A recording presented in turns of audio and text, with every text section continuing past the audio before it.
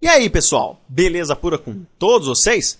Na nossa 40ª aula do curso de farmacologia, ainda falando dos agonistas adrenérgicos, vamos falar agora dos agonistas beta-2 seletivos de ação longa. Na aula anterior a gente falou de ação curta, vamos entender agora como é caracterizado os agonistas beta-2 adrenérgicos seletivos de ação longa. Então, especificamente nessa aula eu vou mostrar a estrutura química de alguns compostos agonistas beta-2 seletivos de ação longa, mostrar o tempo de duração desses fármacos e, por fim, mostrar quais são os usos terapêuticos de alguns candidatos aí que são amplamente utilizados na terapêutica. Beleza, turminha? Então, vamos lembrar aqui que a gente já falou em aulas anteriores que os agonistas beta-2 seletivos de ação longa são esses que estão listados aí na tela. Alguns exemplos, como, por exemplo, salmeterol, formoterol, arformoterol, carmoterol, indacaterol e ritodrina.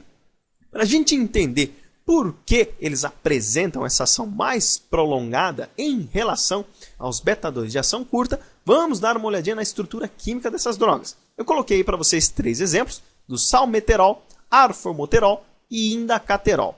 Qual que é a principal diferença destas drogas para com aquelas que são beta-2 seletivos de ação curta? Basicamente, nós temos grupamentos químicos muito mais volumosos presentes aí na molécula. Então nós temos a estrutura mimética, as aminas biogênicas, você consegue notar aqui essa porção aqui, essa outra porção aqui e essa porção aqui. Porém, a presença de grupamentos volumosos altamente lipofílicos dificultam a sua metabolização pela catecol-ortometiltransferase e monoamino-oxigenase. Então, estas drogas elas precisam ser metabolizadas por outras enzimas metabolizadoras de drogas, como por exemplo aquelas que pertencem à família do citocromo P450. E além disso, elas são altamente lipossolúveis, que elas duram mais tempo no nosso organismo. Então, por decorrência de a estrutura química dessas drogas ter um grupamento volumoso muito grande, como você pode notar aqui, presença de grupamentos químicos grandes, isso dificulta a sua metabolização pela CONT e pela MAL, e por serem lipofílicos, eles também duram mais tempo no nosso organismo. Além do que, essas modificações químicas feitas nestes agonistas beta-2 de ação longa possuem muito mais afinidade pelo receptor beta-2 se comparados àqueles que são de ação curta. Então, eles são utilizados quase que para a mesma função em relação aos de ação curta. Porém, as dosagens são diferentes e o tempo de administração são diferentes. Beleza, turminha? E aí, para ficar evidenciado para a gente, eu coloquei aqui os 3 exemplos para vocês, o salmeterol, formoterol e indacaterol, o tempo de duração dessas drogas.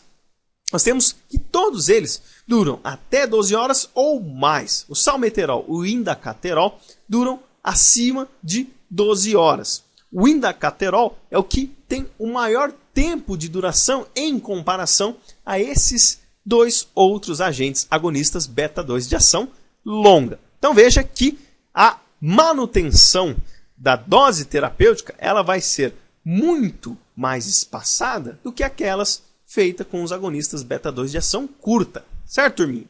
E para a gente finalizar essa aula, para entender quais são os usos terapêuticos dessas drogas, vamos caracterizar o uso das 3 que eu citei para vocês. Então, o salmeterol ele é administrado por via inalatória por no máximo 2 vezes ao dia. A recomendação é que seja feita uma na parte da manhã e outra na parte da noite. E possui resposta satisfatória na terapêutica de indivíduos com doença obstrutiva pulmonar crônica, a famosa DPOC.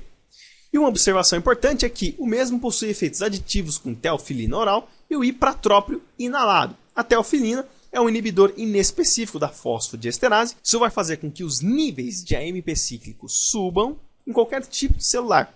Quando nós falamos do sistema imune, aumentando esses níveis de AMP cíclico, isso faz com que um quadro pró-inflamatório no local seja diminuído. E além disso, nos pulmões, a teofilina está se descobrindo que ela tem uma resposta antagônica ao TGF-beta, que vai impedir a transformação de certos tipos de célula que vão promover aí a gênese da DPOC. Então ela tem também uma resposta para diminuir também os quadros, seja de asma, seja de doença pulmonar obstrutiva crônica.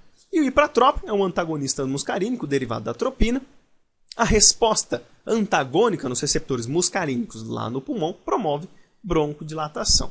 E aí, Falando do salmeterol agora, o mesmo é metabolizado pela citocromo P3A4 e eliminado predominantemente nas fezes, ok?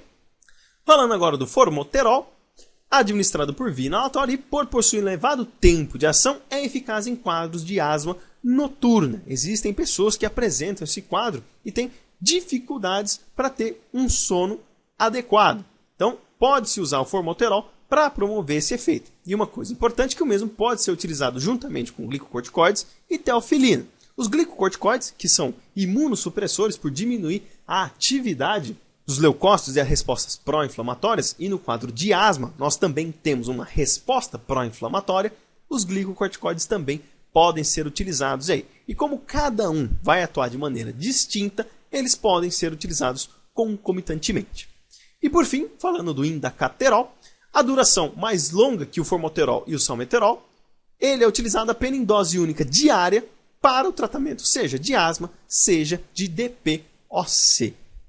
Ainda está se fazendo testes com o indacaterol, mas está se mostrando uma droga extremamente efetiva, que possui menos efeitos tóxicos e ela pode ser utilizada com uma concentração e num tempo menor para ter a mesma resposta que é obtida tanto com o formoterol como o salmeterol.